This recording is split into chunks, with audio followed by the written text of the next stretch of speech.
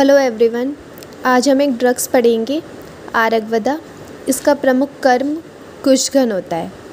तो let's start it. Botanical name इसका कैसिका fistula होता है। फैमिली लेग्यूमिनेसिए और फेबेसिए। पर्याय इसके आरगवद, मतलब ये बहुत सी व्याधियों का नाश करता है। राजवृक्ष मतलब किंग साइज ट्री होता है। शंखपाक वर्क ऑन डाइजेस्टिव सिस्टम।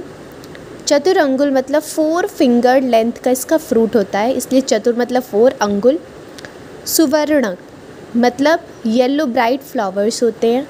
दीर्घफला मतलब लॉन्ग फ्रूट होता है इसका। आर्यवत मतलब डिटॉक्सिफाई बॉडी, हमारी बॉडी में से वेस्ट वगैरह निकाल देता है। कुष्ठसूदन मतलब क्योर्स स्किन डिसीजेस। ज्वरातक मतलब डिक्रीजेस फीवर, ज्वर मतलब फीवर, तो उसको डिक्रीज़ करता है।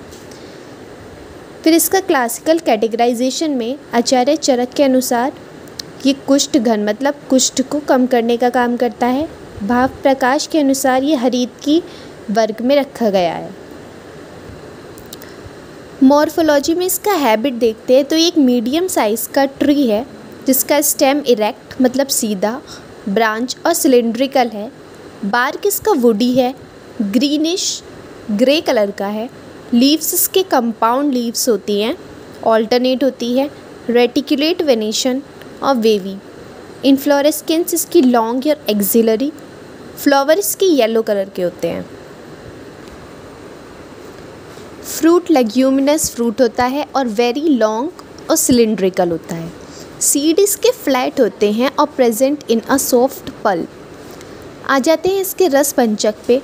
तो रस इसका मधुर होता है और इसका जब मधुर रस होगा तो वीर्य इसका शीत ही होगा और विपाक इसका मधुर होगा। गुण इसके गुरु और स्निग्ध है। दोष कर्म इसके पित्त और कफ को नाश करते हैं। अब हमें इसका रस पता चल गया तो वीर्य और विपाक हम इजीली आइडेंटिफाई कर ही लेंगे, ये हमने अपने रस चैप्टर में पढ़ा था। केमिकल कॉन्स्टिट्यूएंट इसके हैं एंथ्रेक्विनिन, टैनिन्स, ग्लाइकोसाइड, फ्लेवनॉइड एंड बीटा साइटोस्टेरॉल। इसका पार्ट यूज़ हो रहा है फल मज्जा विरेचन के लिए, पत्र, मूल और त्वक। आ जाते हैं इसकी डोज पे कि कितनी देनी है। तो चूर्ण की फॉर्म में अगर देते हैं तो 3 से 6 ग्राम। क्वाथ की फॉर्म में देते हैं तो 50 से 100 ml। और विरेचन के लिए देते हैं तो 10 से 15 ग्राम। योग मतलब क्या क्या हम इससे बना सकते हैं। फॉर्मुलेशंस आरगवदी तेल और आरगवद अरिष्ट।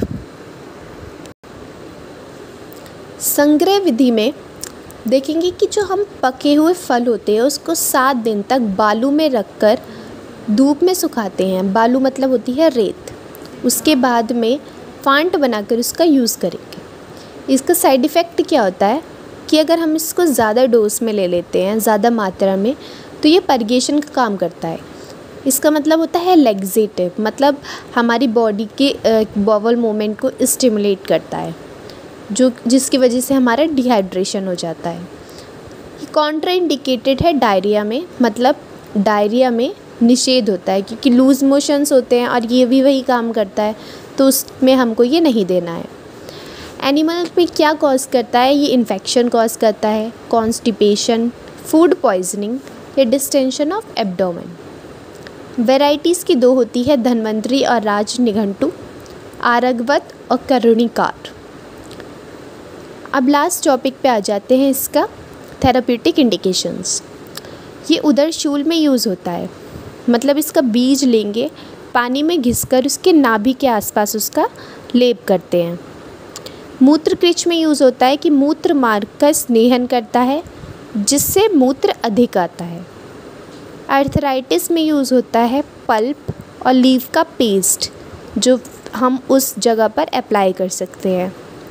मुख प्रक्षालन में मतलब मुख रोग में ये यूज़ होता है, मतलब मुख फल मज्जा और धनिया पीसकर कत्था के साथ मिलाकर हम इसको यूज़ करेंगे तो हमारे मुख रोग दूर हो जाएंगे।